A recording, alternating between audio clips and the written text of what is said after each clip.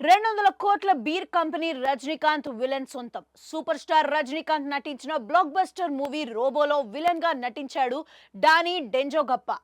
టెస్రింగ్ ఫిన్సో అని కూడా అతడిని పిలుస్తారు. గత 50 సంవత్సరాలుగా బాలీవుడ్ పై భారీ ప్రభావాన్ని చూపిన సుప్రసిద్ధ సిక్కింకు చెందిన నటుడు.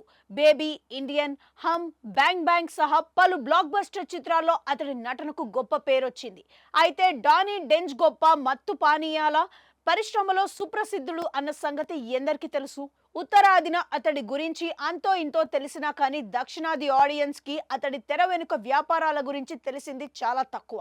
అతడు బ్రూయింగ్ వ్యాపారంలోకి ప్రవేశించి 1987లో దక్షిణ సిక్కింలో యుకోస్మ్ బ్రూవరీస్ ను స్థాపించారు. అంతేకాదు ఎదిగే క్రమంలో అతడు కింగ్ ఫిషర్, విజయ్ మాల్యాకు సైతం పోటీగా నిలిచాడు.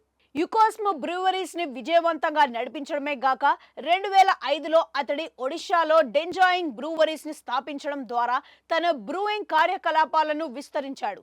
4 సంవత్సరాల తర్వాత అతడు అస్సాంలోని రైనో ఏజెన్సీలను కొనుగోలు చేశాడు. ఈ 3 బ్రూవరీలను సంయుక్తంగా 6.8 లక్షల హెక్టోలీటర్లు వార్షిక ఉత్పత్తి సామర్థ్యాన్ని కలిగి ఉన్నాయి.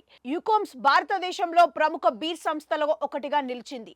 డాన్స్బర్గ్, హీమాన్ 9000 ఈ సంస్థ అత్యంత ప్రజాదరణ పొందిన బ్రాండ్లలో ఒకటి. యుకోస్మ్ బ్రూవరీస్ ప్రతి సంవత్సరం ఈశాన్య ప్రాంత ఆర్థిక వ్యవస్థకు 100 కోట్లు సమకూరుస్తుంది.